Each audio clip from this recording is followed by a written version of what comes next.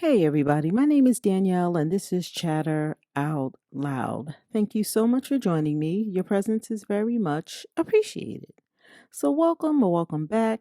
Today, I'm going to chat about Hallmark's Countdown to Christmas new original movie, A Big Fat Family Christmas.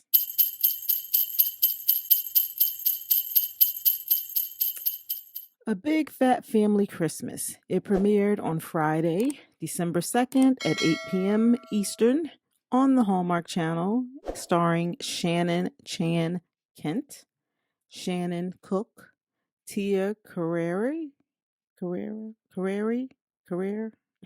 sorry, and Jack Wagner. And the synopsis is as follows.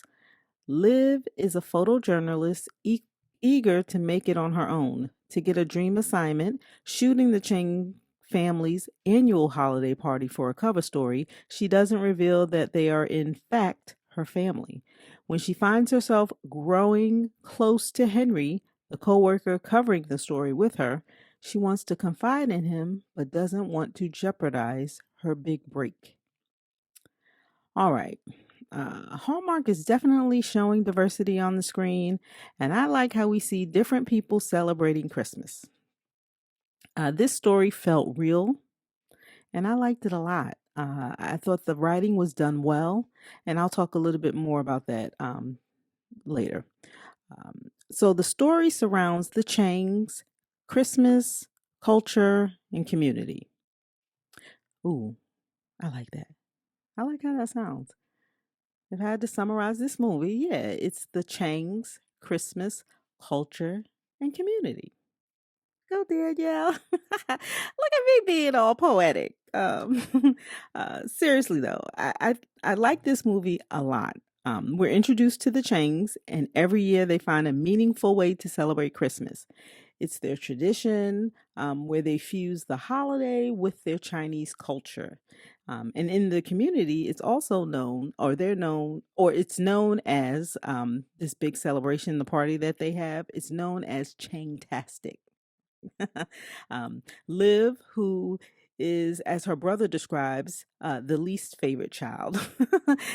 She's a photographer at the excuse me, the Francisco Chronicle. She lives a low key life and has curated what she believes to be the perfect life for herself. You know, she's low key. And we see how she prefers to identify, and it's as a little less Chinese and a little more American. Mm. As an example, she goes by the name Liv Rose and not her full name, Liv Chang, right?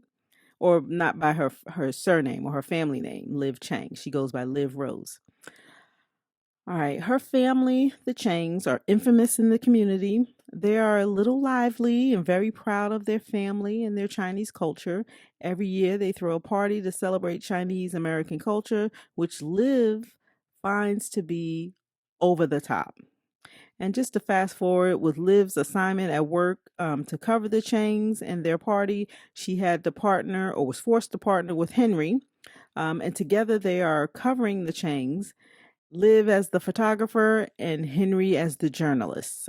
Liv has managed to keep her family a secret until they begin to cover this Chang-tastic party. And then the story develops from there. I thought that this story was told very well. The performances were really strong. I felt that the leads worked well in their roles and they had great chemistry. I liked their romance and they had a nice kiss. I like this movie a lot. Early on in the movie, we see Liv and how she wanted to stand out with her own identity, right? Liv Rose versus the Liv Chang, right? And she was resistant to embrace her culture and the Chang-tastic Christmas. And her internal conflict was felt through the screen.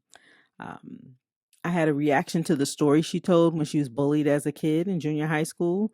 She was targeted by racist kids. And I thought that was a powerful moment in the movie. And kudos to the writers to include that story in the script. I imagine it caused many to feel uncomfortable, but I felt it added to the overall story. and gave us more insight into the Liv character, and therefore it was necessary to include. Um, and again, it felt real, it felt authentic. So good job to the writers.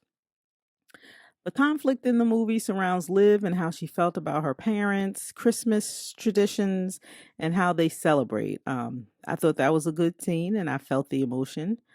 Even more, I love how she gravitated back to the church to get resolve and again through prayer. This was nice to see this side of Christmas in the movie. And sidebar, I watched uh, this brought up something I thought about when I watched this movie. I watched A Christmas Present on GAC, and where they attempted to do this in the film. And by this, I mean adding church, prayer, and God into the story, right? They did that, and that was fine in the movie. I'm not criticizing that part.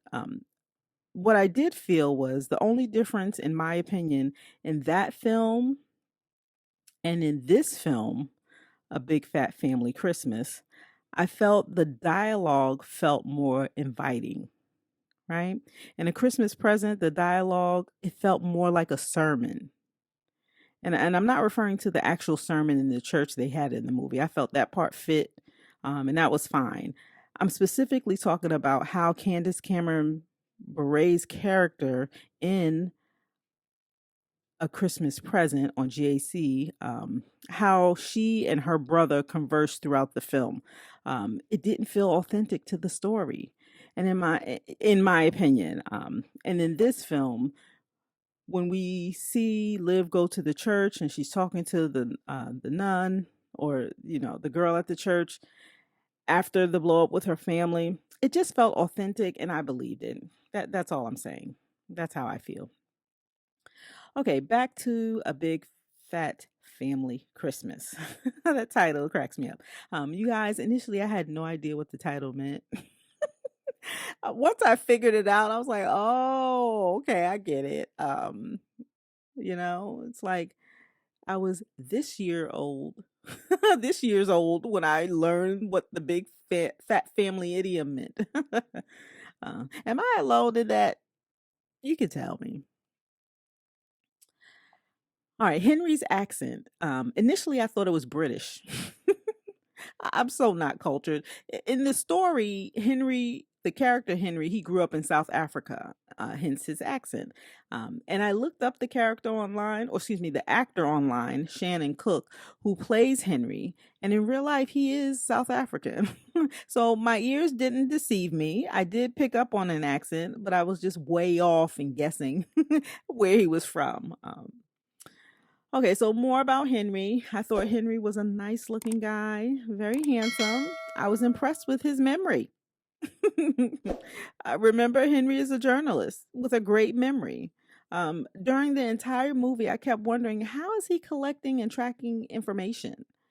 I mean, Henry asked a lot of questions, but he had no recorder, no pen, no paper, no notes.